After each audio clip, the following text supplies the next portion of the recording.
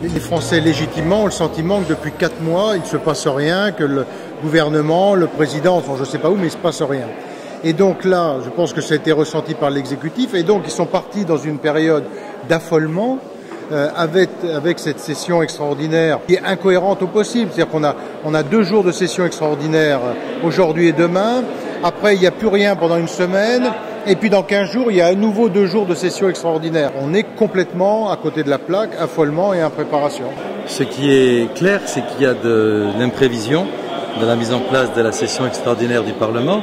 J'ai souvenir que lorsque je m'en occupais il y a 1 an, nous avions prévu le programme à partir du mois de juillet pour la rentrée. Or là, à l'évidence, ça a été improvisé en septembre.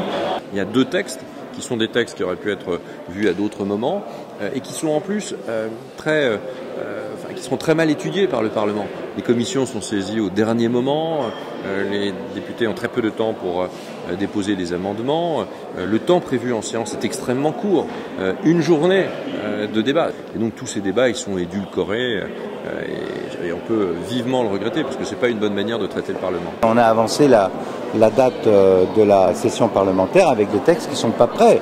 Aussi bien le texte sur les emplois jeunes, appelé j'emploi d'avenir sans avenir, et puis le texte sur le logement, c'est des textes qui ne sont pas prêts.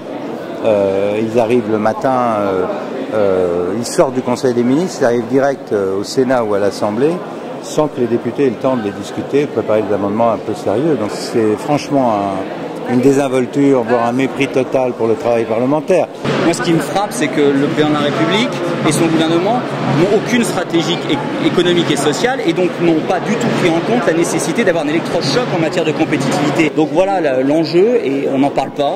On parle de dépenses en plus, on parle d'impôts en plus, on parle de CDD publics avec les emplois d'avenir qui ne sont ni plus ni moins des emplois aidés que tous les gouvernements, gauche-droite d'ailleurs confondus, ont utilisé, mais pas du tout dans cette ampleur-là, plutôt que de se concentrer sur l'essentiel. Le gouvernement veut montrer qu'il agit. Donc c'est une session de communication. Voilà, ça aurait pu attendre 15 jours. La session extraordinaire est justifiée par la volonté du gouvernement qui a laissé le Parlement sans travail pendant tout le mois de juillet de montrer qu'il est au travail. Nous aurions sans doute pu attendre 1 semaine de plus, mais après tout, les choses faites ne sont plus à faire.